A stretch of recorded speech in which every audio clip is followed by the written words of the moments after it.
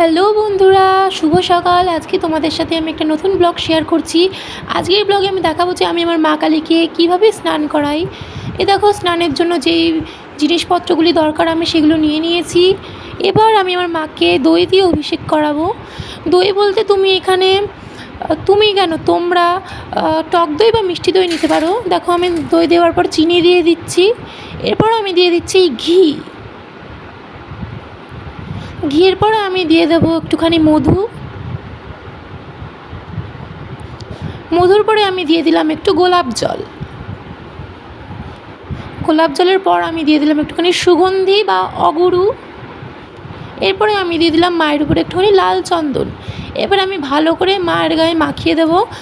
মাকে টক দই দিয়ে স্নান করলে মা খুবই চকচক করে। এই দেখো, এখন মাখানো হয়ে গেছে। মাকে এখন সুগন্ধি জল দ্বারা আমি স্নান করিয়ে দিচ্ছি। মাকে দেখো কী সুন্দর চকচক করছে। মায়ের স্নান অভিষেক শেষ হয়ে গেছে। এবার আমি মাকে এই সুন্দর পরিষ্কার বস্ত্র দিয়ে মুছিয়ে দেব।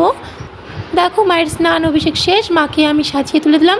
তোমাদের সাথে আবার অন্য একটা ব্লগে দেখা হবে। টাটা।